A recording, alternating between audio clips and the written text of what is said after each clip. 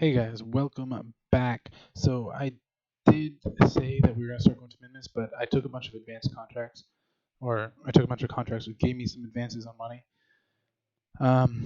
All of these I should be able to get honestly in one of these landing missions, but some of them will be a little more difficult, like building a surface outpost on Minmus. Anyway, I took that just so I can get the money. I'll probably try to nail it down the road, but I'm up to over 600,000.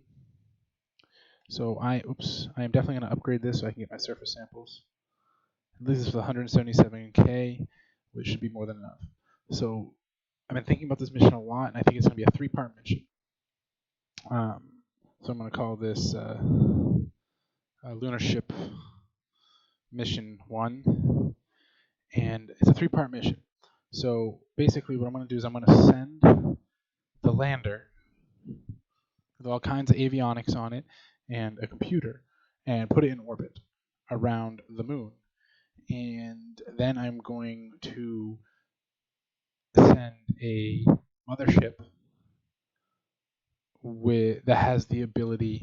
I'm going to send a mothership that has the ability to dock and RCS around, and then I'm going to send in a fuel mothership or a fuel depot that will dock onto the mothership, and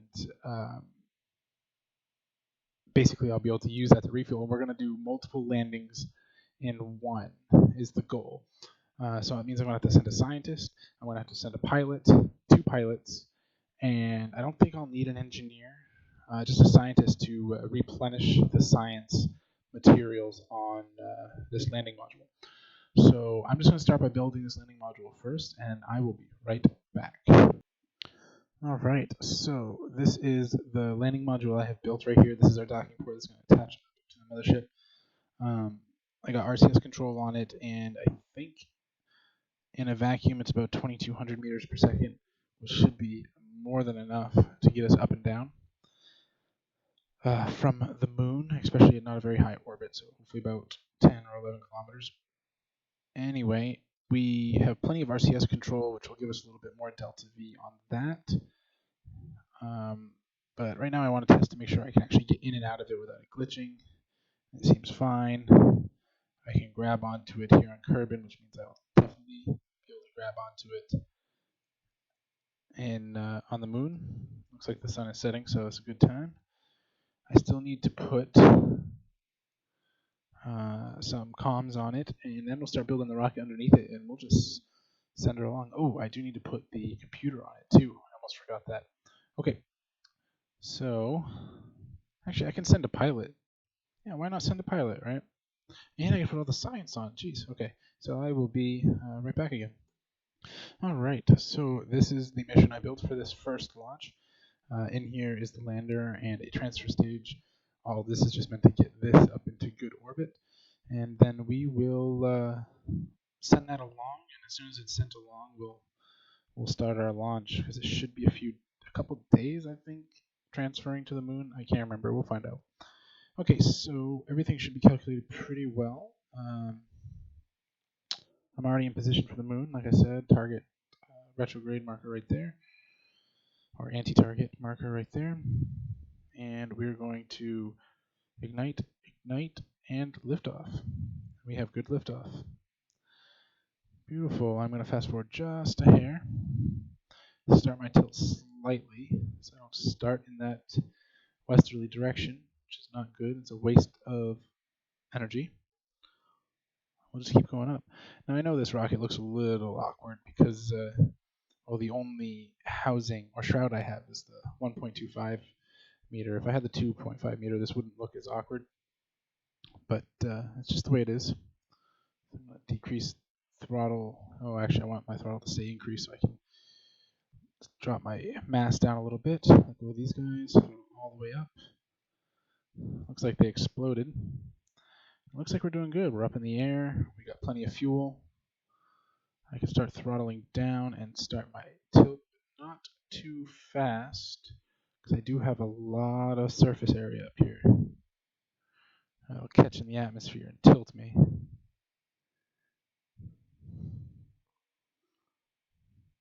All right, so we're climbing pretty good. My apoapsis is already close to 40. I haven't hit 60 yet.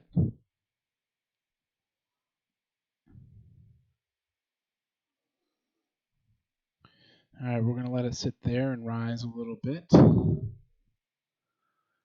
keep tilting actually because I went up a little far away from 60. There we go. Keep dropping, every few seconds, go about 5 degrees. Decrease your throttle as the apoapsis starts to run away from you. These are really the keys to making this happen efficiently. Do have to burn a little south though, try to get rid of this ascending node angle.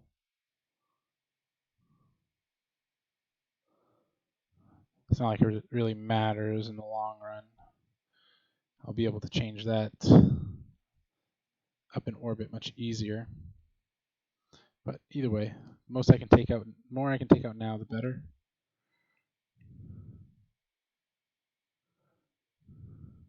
"22 seconds for my apoapsis. 15 seconds. Start increasing my throttle. I'm out of the atmosphere, which is good.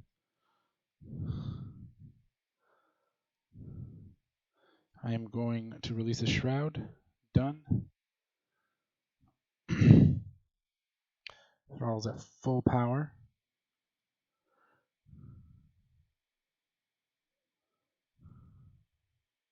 Decreasing throttle. I do not want that apoapsis to run too far away from me.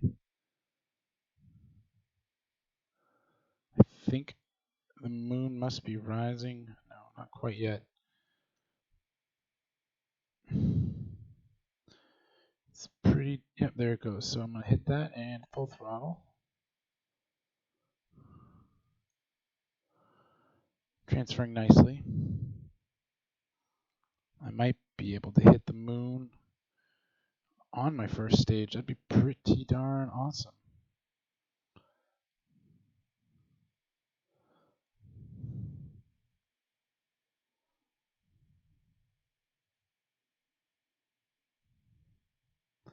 It's coming in and there.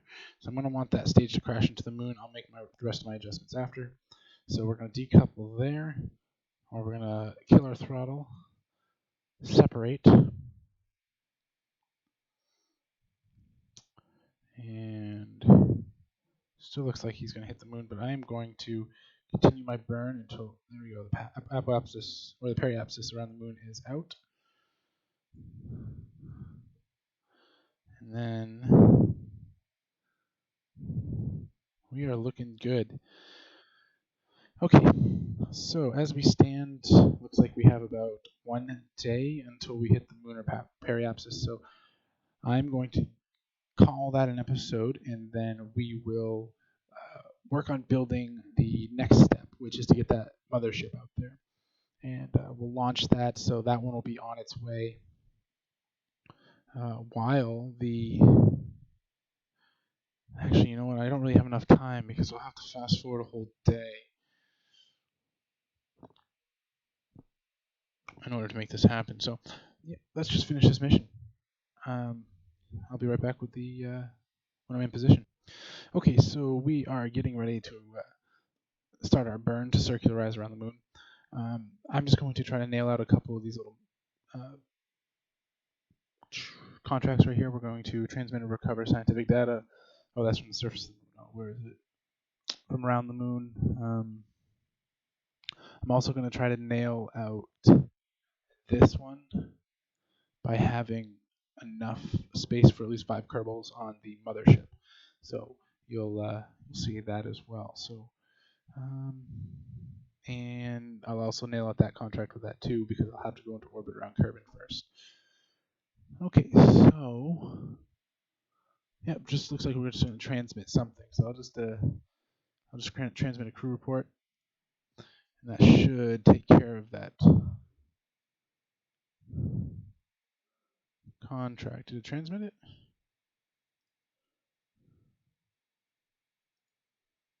No usable income. Oh, am I on the other side of the moon? Oh, that's why. Okay, so I'll circularize first, and then we will make this happen. Okay, so we circularized, and now I am in line to transmit some data. So I'm going to do that. There, that takes care of that contract. And the rest of it all has to do with landing on the moon. So we are here. I'm going to orientate myself north-south just so I know where I am later pretty quickly. I'm going to go into an orbital view. There we go. All right, so that's a pretty good shot there to call it a good mission on. You know, we are ready to go. Max is currently sitting there. It's going to be a little lonely while she waits for the rest of the crew.